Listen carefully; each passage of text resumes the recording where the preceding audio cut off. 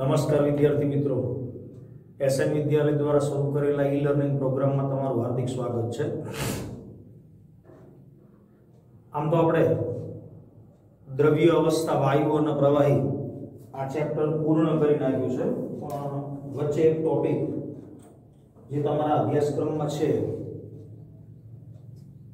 અને ઈ ટોપિક ઈ છે વાસ્તવિક વાયુની વર્તણૂક અને આદર્શ વાયુની વર્તણૂક। આ બંને વચ્ચેનો તફાવત અથવા બે વચ્ચેનું વિચલન। તો આજનો જે ટોપિક છે એ ટોપિકની અંદર આપણે વાસ્તવિક વાયુની વર્તણૂક એ આદર્શ વાયુની વર્તણૂકથી કેવી રીતે વિચલન દર્શાવે છે એના વિશેની વાત કરવાના છીએ। તો આપણો ટોપિક છે વાસ્તવિક વાયુની વર્તણૂક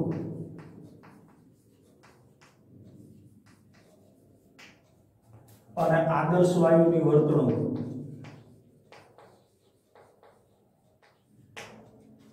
આ બે વચ્ચેનું વિચલન, બેમાં તફાવત શું છે? તો પહેલા તો આદર્શ વાયુ કોને કહેવાય? તો કે જે વાયુઓ તાપમાન અને દબાણની ગમે તે પરિસ્થિતિ હોય,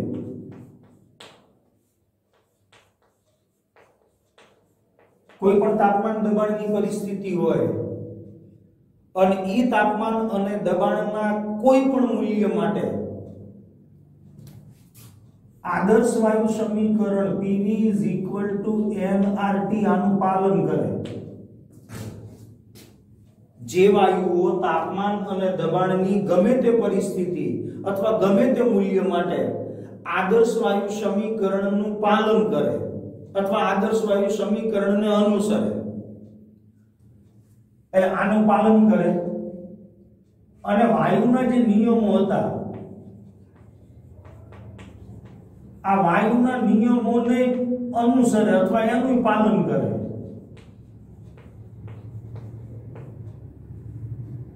જે વાયુ તાપમાન અને દબાણની ગમે તે પરિસ્થિતિએ આદર્શ વાયુ સમીકરણ અને વાયુના નિયમોનું પાલન કરે એવા વાયુને આદર્શ વાયુ તરીકે ઓળખવામાં આવે।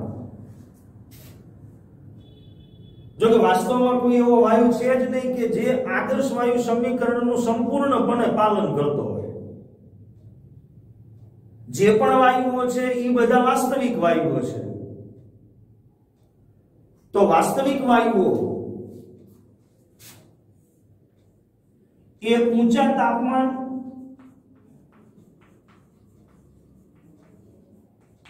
અને નીચા દબાણે आदर्श वायुની જેમ વર્તે છે। કોઈ પણ તાપમાન અને દબાણની પરિસ્થિતિએ નહીં, પણ મોટા ભાગના વાયુઓ ઊંચા તાપમાન અને નીચા દબાણની પરિસ્થિતિએ આદર્શ વાયુ સમીકરણ જે છે એનું પાલન કરે છે અને વાયુના નિયમોનું પાલન કરે છે।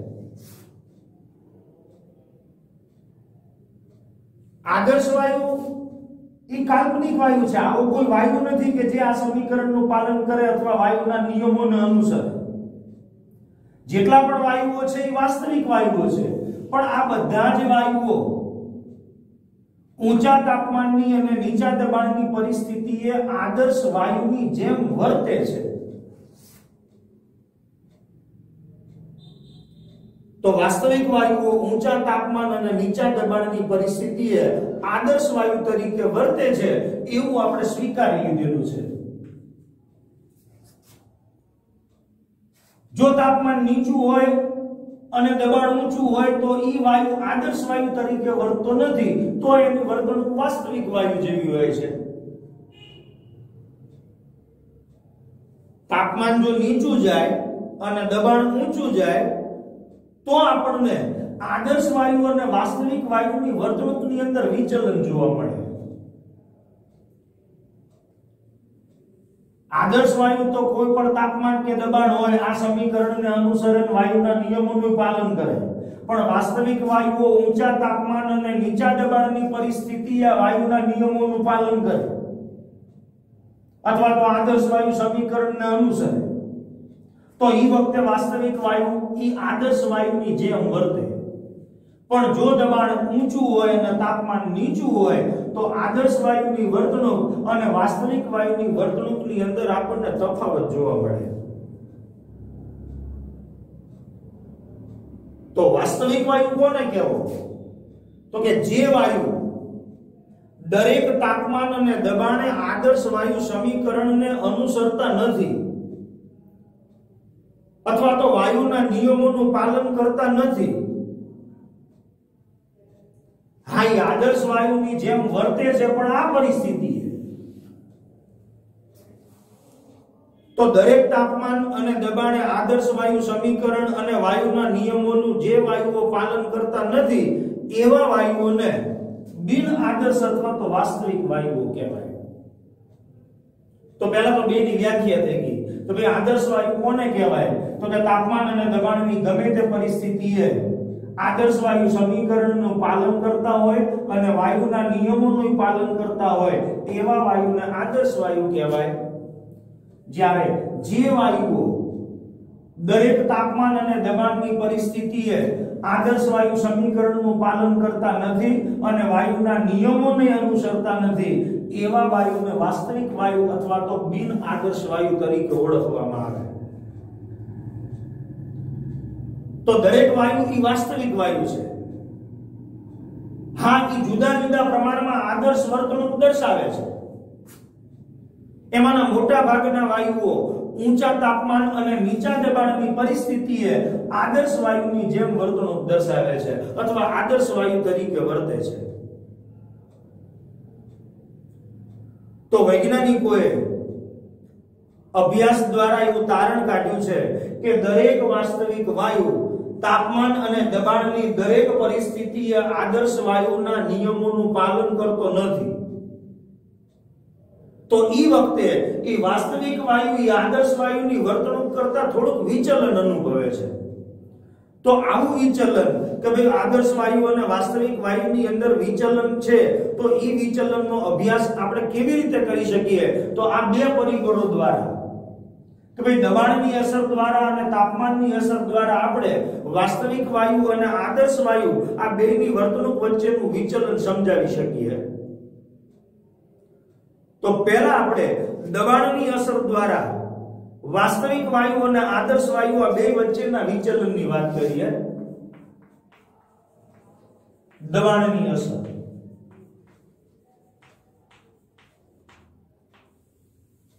હવે વાસ્તવિક વાયુ અને આદર્શ વાયુ આ બે વચ્ચેનું વિચલનનો જો મારે અભ્યાસ કરવો હોય તો આ બંને વાયુનો ભેગો આલેખ મારે દોરવો પડે. દાખલા તરીકે હું અચળ તાપમાનની પરિસ્થિતિ આપણે બોયલનો નિયમ ભણ્યા છીએ. તો કે અચળ તાપમાને નિશ્ચિત જથ્થાના વાયુનું દબાણ ઈ વાયુના કદના વ્યસ્ત પ્રમાણમાં હોય છે.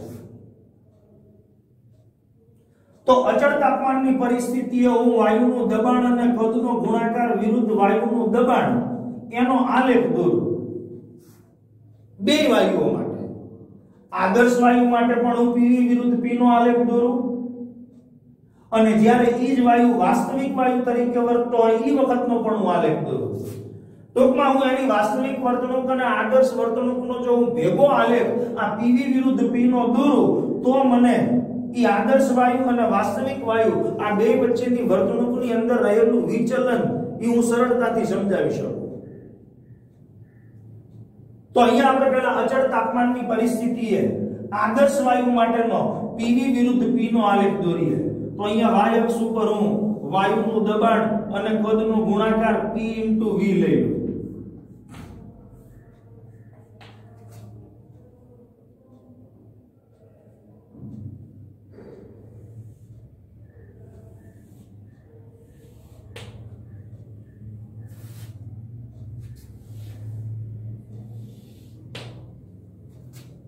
અહીંયા દબાણ અને કદનો ગુણાકાર ને અહીંયા દબાણ. હવે જે વાયુ બોયલના નિયમને અનુસરે અથવા બોયલના નિયમનું પાલન કરે એવા વાયુને આપણે આદર્શ વાયુ તરીકે ઓળખીએ છીએ. તો અચળ તાપમાનની પરિસ્થિતિ આ આદર્શ વાયુ માટે દબાણ ગમે તે હોય અચળ તાપમાનની પરિસ્થિતિએ P * V નો ગુણાકાર તો અચળ જ રહે. તમે દબાણ વધારો તો સામે કદ ઘટી જાય, પણ અચળ તાપમાનની પરિસ્થિતિએ P * V નો ગુણાકાર તો અચળ જ રહે. એટલે આદર્શ વાયુ માટેનો જે આલેખ રહ્યો ઈ આપણને આવો મળશે. એટલે આ આલેખ છે આદર્શ વાયુ માટેનો. કોઈ પણ વાયુ જ્યારે આદર્શ વાયુ તરીકે વર્તે ત્યારે આદર્શ વાયુ માટેનો PV વિરુદ્ધ P નો આલેખ ઈ આપણને આવો મળે જે x અક્ષને સમાંતર હોય.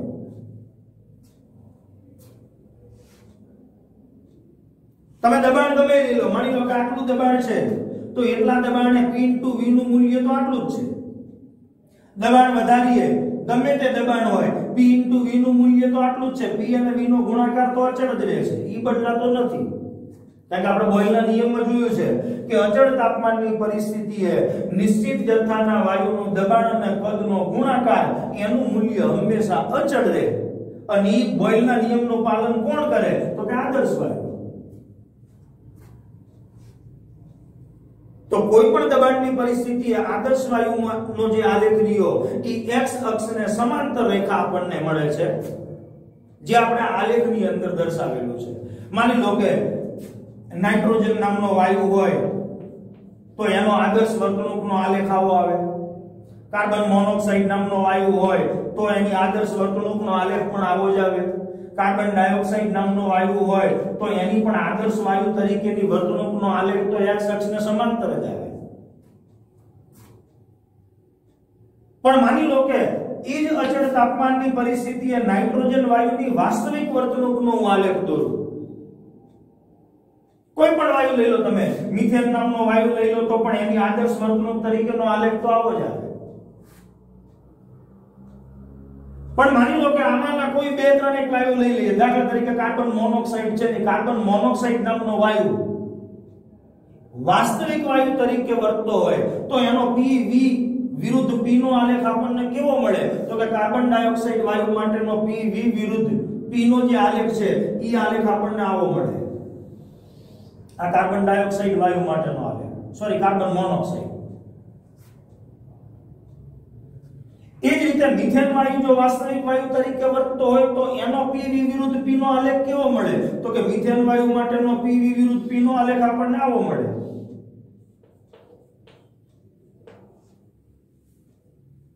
કાર્બન ડાયોક્સાઇડ વાયુ માટેની વાસ્તવિક વર્તણૂકનો PV વિરુદ્ધ P નો આલેખ કેવો મળે? તો કે કાર્બન ડાયોક્સાઇડ વાયુ માટે આપણને આવો આલેખ મળે.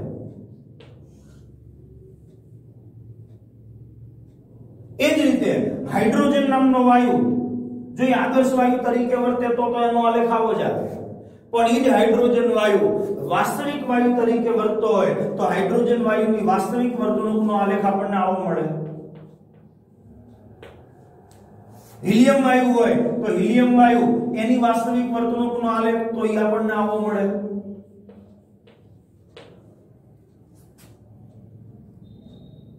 તો અચળ તાપમાનની પરિસ્થિતિએ આ બધા જ વાયુની વાસ્તવિક વર્તણૂકના આલેખ આપણને આવા મળે.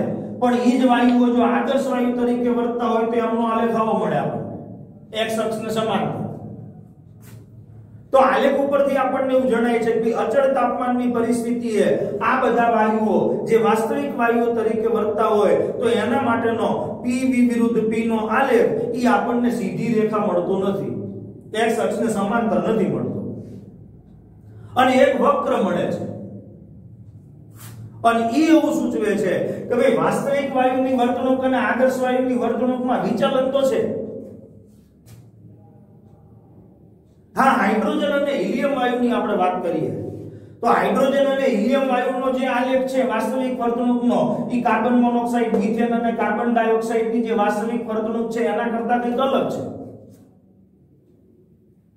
તો હાઇડ્રોજન અને હિલિયમ વાયુ માટેના જે આલેખ છે આપણે પહેલા એની ચર્ચા કરીએ, પછી આ જે વાયુઓ વક્ર સ્વરૂપે આલેખ મળે છે એની ચર્ચા કરીએ. તો કે હાઇડ્રોજન અને હિલિયમ નામના વાયુઓ માટે જેમ દબાણ વધે, માની લો કે હાઇડ્રોજન વાયુનું પહેલા આટલું દબાણ છે, હવે આપણે દબાણ વધાર્યું તો P * V નો ગુણાકાર એનું મૂલ્ય વધતું જાય છે. હાઇડ્રોજન અને હિલિયમ નામના વાયુઓ માટે શું થાય તો કે જેમ દબાણનું મૂલ્ય વધતું જાય એમ P * V નો ગુણાકાર એનું મૂલ્ય પણ વધે છે. જ્યારે બાકીના જે 3 વાયુઓ 4 વાયુઓ છે ઈ વાયુઓ માટે શું થાય તો કે શરૂઆતમાં દબાણના વધારા સાથે P અને V ના ગુણાકારમાં જે મૂલ્ય છે એ ઘટે છે. માની લો કે પહેલા દબાણ આટલું છે તો ઈ વખતે P * V નો ગુણાકાર આટલો છે, પણ કાર્બન ડાયોક્સાઇડ વાયુ કાર્બન મોનોક્સાઇડ નામના વાયુ માટે જેમ દબાણ વધ્યું, માની લો કે આટલું દબાણ વધાર્યું તો દબાણ વધાર્યું તો સામે P * V ના ગુણાકારનું મૂલ્ય છે ઈ પહેલા કરતા ઓછું થયું. હાઇડ્રોજન અને હિલિયમ વાયુ માટે શું થયું તો કે દબાણના વધારા સાથે P * V નો ગુણાકાર વધ્યો, પણ methane, carbon monoxide, carbon dioxide આવા વાયુઓ માટે શરૂઆતમાં દબાણના વધારા સાથે P * V ના ગુણાકારનું મૂલ્ય ઘટે છે. તો ઈ જે ઘટે છે એટલે આલેખની આદર્શ વાયુનો જે આલેખ હતો એનાથી નીચા ભાગે આવે છે, એટલે ઈ જે વિચલન છે એને આપણે ઋણ વિચલન કહીશું.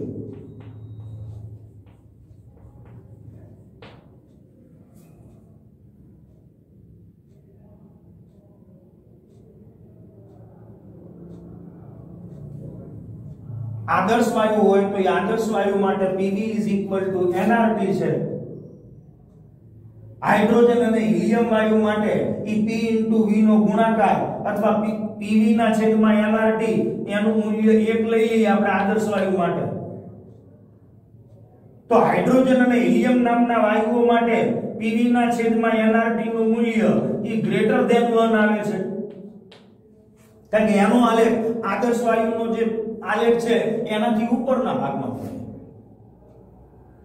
જ્યારે અન્ય વાયુઓ જે છે એના માટે Pv ના છેદમાં nRT નું મૂલ્ય ઈ > 1 પણ હોઈ શકે અને < 1 પણ હોઈ શકે.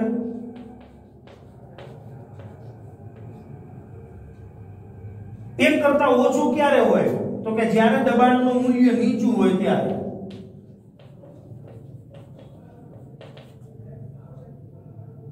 પણ ઊંચું દબાણ હોય ત્યારે ઊંચા દબાણે ઈ વાયુઓ માટે Pv ના છેદમાં nRT નો ગુણોત્તર 1 કરતા મોટો આવે છે. તો નીચા દબાણે Pv ના છેદમાં nRT નો ગુણોત્તર 1 કરતા ઓછો આવે, એટલે આલેખ આદર્શ વાયુ માટેનો છે એનાથી નીચેના ભાગમાં મળે, એટલે એવા વિચલનને આપણે ઋણ વિચલન તરીકે ઓળખીશું.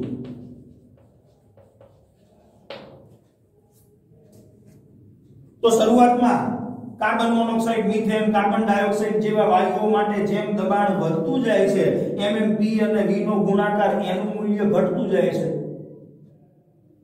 ક્યાં સુધી તો કે અહીં સુધી ઘટે છે.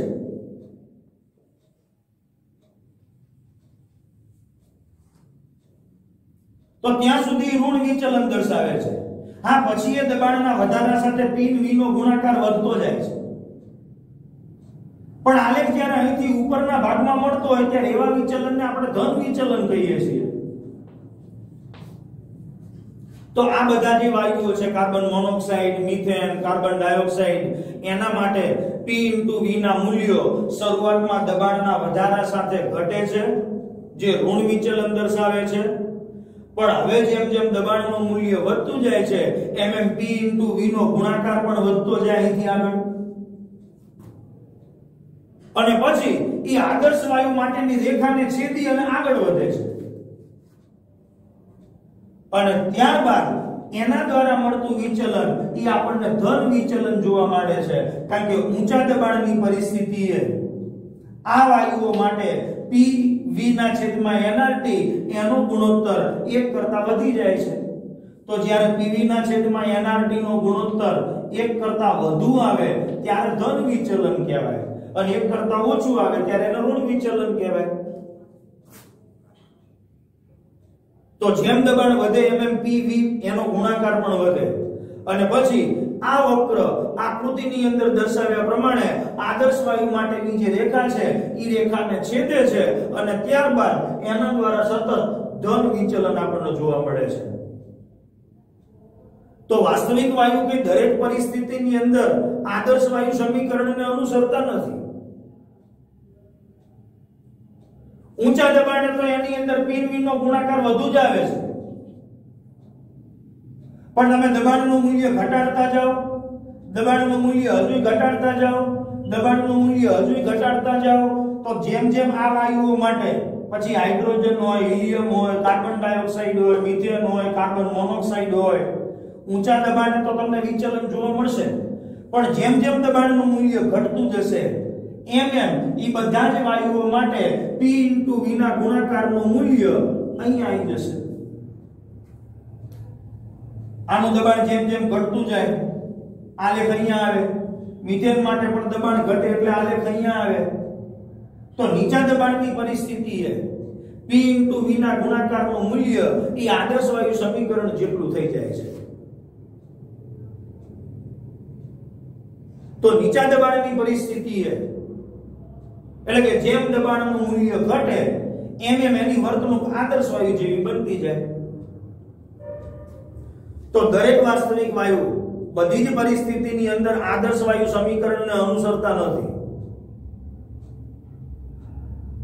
પણ દબાણ જો નીચું રાખવામાં આવે તો એ વાસ્તવિક વાયુની વર્તણૂક આદર્શ વાયુ જેવી થઈ જાય છે. આ સિવાય પણ આપણે બીજો એક આલેખ દોરી અને વાસ્તવિક વાયુ અને આદર્શ વાયુની વર્તણૂકની અંદર વિચલન સમજાવી શકીએ. તો એના માટે થઈ અને P વિરુદ્ધ V નો આપણે આલેખ દોરીએ. તો અહીંયા વાયુનું દબાણ હું P લઈ લઉં, અહીંયા હું વાયુનું કદ V લઈ લઉં. તો P વિરુદ્ધ V ના આલેખ ઉપરથી પણ આપણે વાસ્તવિક વાયુ અને આદર્શ વાયુની વર્તણૂકની અંદર રહેલું વિચલન સરળતાથી સમજાવી શકીએ. એના માટે પણ મારા વાસ્તવિક વાયુની વર્તણૂક અને આદર્શ વાયુની વર્તણૂકનો ભેગો P વિરુદ્ધ V નો આલેખ દોરવો પડે. તો પહેલા હું આદર્શ વાયુની વર્તણૂકનો P વિરુદ્ધ V નો આલેખ દોરીએ. તો બોયલના નિયમની અંદર આપણે જોયું હતું કે અચળ તાપમાનની પરિસ્થિતિએ જે વાયુઓ બોયલના નિયમને અનુસરે એના માટે P વિરુદ્ધ V, P ને V ને વ્યસ્ત સંબંધ હતો એટલે ઈ આલેખ આપણને સમતાપી વક્ર મળતો. તો આદર્શ વાયુની વર્તણૂકનો આલેખ દોરું તો આદર્શ વાયુની વર્તણૂકનો P વિરુદ્ધ V નો આલેખ મને કંઈક આવો મળે. આવો. તો આ આદર્શ વાયુની વર્તણૂકનો આલેખ છે.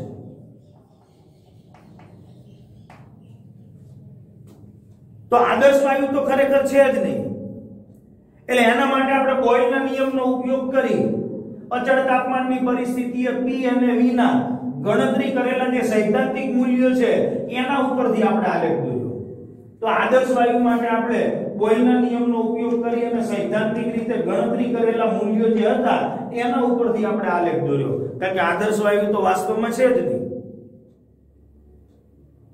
પણ વાસ્તવિક વાયુ હોય તો એ વાસ્તવિક વાયુ માટે આપણે પ્રયોગ દ્વારા જુદા જુદા અચળ તાપમાનની પરિસ્થિતિએ મેળવેલા દબાણ અને કદના મૂલ્યો એનો જો આપણે પ્રાયોગિક મૂલ્યો ઉપરથી આલેખ દોરીએ તો વાસ્તવિક વાયુનો આલેખ આપણને કંઈક આ પ્રકારે મળે છે. આ પ્રકારે.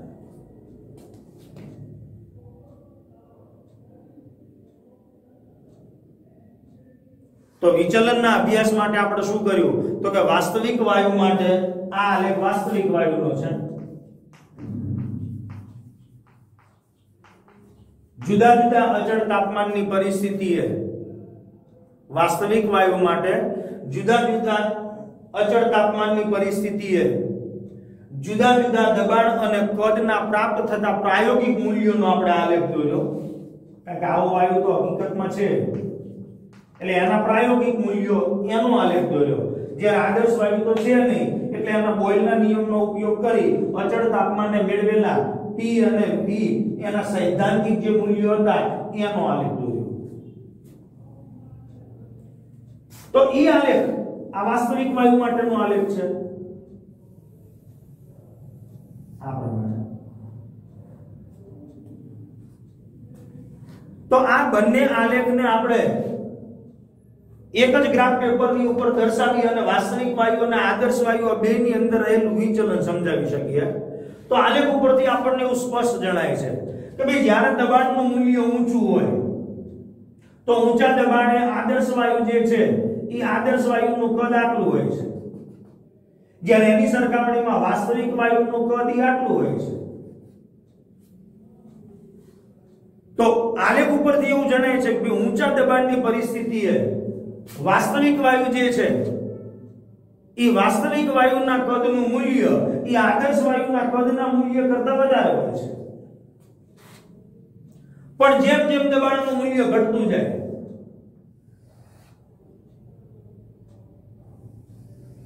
તો પહેલા જે કદનો તફાવત હતો એ વધારે હતો ઊંચા દબાણની પરિસ્થિતિએ, પણ આપણે દબાણનું મૂલ્ય ઘટાડ્યું એટલે ઈ કદનો તફાવત જે છે વાસ્તવિક વાયુ અને આદર્શ વાયુ વચ્ચેનો ઈ કદનો તફાવત નાનો થતો જાય છે.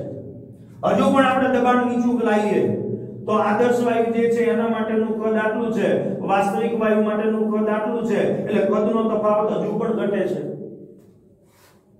તો આલેખ ઉપરથી આપણને એવું જણાય છે કે ભાઈ ઊંચા દબાણે આદર્શ વાયુ કરતા વાસ્તવિક વાયુના કદનું મૂલ્ય વધારે હોય, પણ જેમ જેમ દબાણનું મૂલ્ય ઘટે એમાં બંને પ્રકારના જે વાયુઓ છે એ વાયુના કદનો તફાવત જે છે એ કદનો તફાવત ઈ પણ ઘટતો જાય છે. તો છેવટે ઈ જે તફાવત છે ઈ તફાવત શૂન્ય થઈ જાય છે અહીંયા. એટલે કે વાસ્તવિક વાયુની વર્તણૂક અને આદર્શ વાયુની વર્તણૂકનો P વિરુદ્ધ V નો આલેખ આ બંને એકબીજાને છેદે છે. એટલે કે ઈ વખતે વાસ્તવિક વાયુની વર્તણૂક ઈ આદર્શ વાયુની વર્તણૂક જેવી થઈ જાય છે. તો અહીંયા તફાવત વધારે તો કદનો, પણ જેમ જેમ દબાણ ઘટાડ્યું એમ કદનો તફાવત ઘટતો ગયો અને એક એવું મૂલ્ય આવ્યું કે જ્યાં બે આલેખ એકબીજાને છેદે ત્યાં કદનો તફાવત શૂન્ય થઈ જાય છે અને ઈ વખતે વાસ્તવિક વાયુની વર્તણૂક આદર્શ વાયુ જેવી થઈ જાય. હા, ફરી પાછું એનાથી પાછું તમે દબાણ નીચું લઈ જવાનો પ્રયાસ કરો એટલે વળી પાછું આદર્શ વાયુ અને વાસ્તવિક વાયુના કદની અંદર તમને વિચલન પાછું જોવા મળે અથવા કદના મૂલ્યની અંદર તફાવત જોવા મળે. તો આના ઉપરથી એવું સ્પષ્ટ થાય છે કે ભાઈ દરેક વાસ્તવિક વાયુ આદર્શ વાયુ તરીકે ક્યારે વર્તે તો કે વાસ્તવિક વાયુ આદર્શ વાયુની જેમ વર્તવું હોય તો એમ દબાણનું મૂલ્ય આપણે ઘટાડતું જવું પડે. તો દરેક વાસ્તવિક વાયુ નીચા દબાણની પરિસ્થિતિએ આદર્શ વાયુની જેમ વર્તણૂક દર્શાવી શકે. તો આ થઈ દબાણની અસર દ્વારા વાસ્તવિક વાયુ અને આદર્શ વાયુની વર્તણૂક આ બંને વચ્ચેનું વિચલન. હવે આપણે તાપમાનની અસર દ્વારા વાસ્તવિક વાયુ અને આદર્શ વાયુની વર્તણૂકની અંદર વિચલન જોઈએ.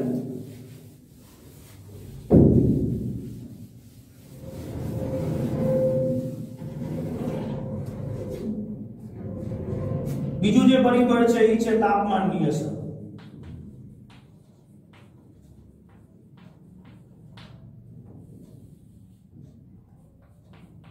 તો તાપમાનની અસર દ્વારા પણ આપણે વાસ્તવિક વાયુ અને આદર્શ વાયુની વર્તણૂકની અંદર વિચલનનો અભ્યાસ કરવો હોય તો બંને વાયુની વર્તણૂકનો જુદા જુદા અચળ તાપમાનની પરિસ્થિતિએ આપણે ભેગો આલેખ દોરવો પડે. તો એના માટે થઈ હું બે વાયુ માટે PV વિરુદ્ધ P ના જે મૂલ્યો છે વાસ્તવિક વાયુ માટે આપણે પ્રયોગ દ્વારા મેળવેલા મૂલ્યો, જ્યારે આદર્શ વાયુ માટે સૈદ્ધાંતિક રીતે ગણતરી કરીને મેળવેલા મૂલ્યો એનો આલેખ હું PV વિરુદ્ધ P નો દોરું જુદા જુદા અચળ તાપમાનની પરિસ્થિતિએ.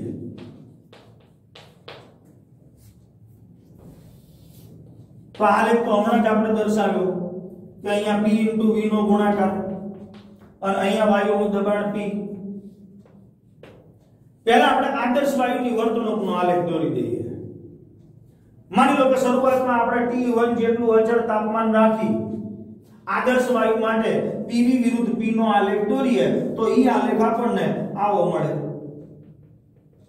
તો આદર્શ વાયુનો જે આલેખ મળે છે ઈ PV વિરુદ્ધ P નો ઈ તો x અક્ષને સમાંતર જ આવે જેને આપણે ડોટેડ લાઈન વડે દર્શાવ્યો છે. તો આ T1 જેટલા અચળ તાપમાને આદર્શ વાયુની વર્તણૂકનો આલેખ છે.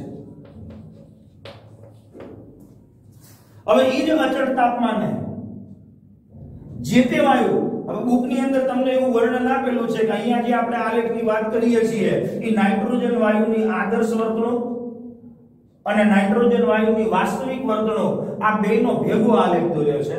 તો T1 જેટલા અચળ તાપમાનની પરિસ્થિતિએ નાઇટ્રોજન વાયુની આદર્શ વર્તણૂકનો આલેખ આવો x અક્ષને સમાંતર ડોટેડ લાઈન વડે આપણે દર્શાવ્યો છે. પણ એ જ T1 જેટલા અચળ તાપમાને હું નાઇટ્રોજન વાયુની વાસ્તવિક વર્તણૂકનો આલેખ દોરું તો એ આલેખ મને કંઈક આ પ્રકારે જોવા મળે છે. આ T1 જેટલા તાપમાનની પરિસ્થિતિ,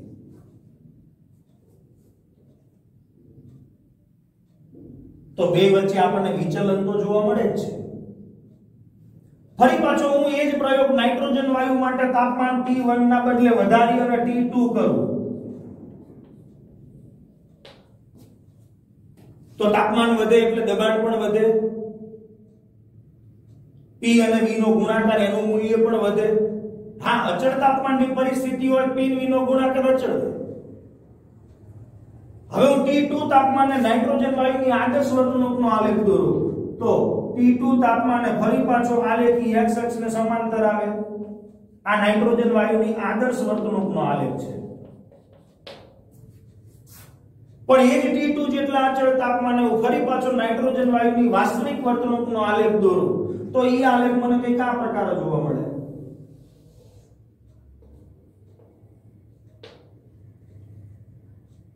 એનો અર્થ કે ત્યાં પણ આપણને આદર્શ વાયુ અને વાસ્તવિક વાયુની વર્તણૂકની અંદર વિચલન જોવા મળે છે.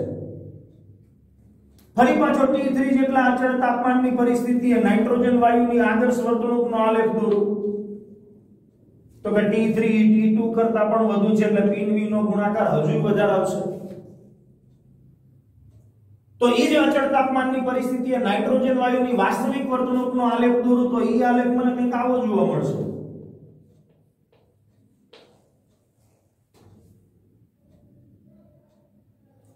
ફરી પાછું T4 જેટલું તાપમાન વધારી અને E અચળ રાખી નાઇટ્રોજનની આદર્શ અને વાસ્તવિક વર્તણૂકનો આલેખ દોરું તો T4 જેટલા અચળ તાપમાનની પરિસ્થિતિએ નાઇટ્રોજન વાયુની આદર્શ વર્તણૂકનો આલેખ આપણને કંઈક આવો મળશે.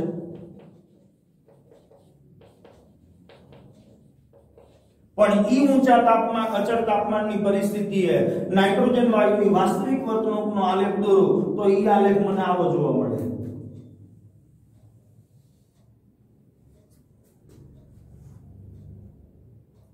તો આલેખ ઉપરથી આપણને એવું જણાય છે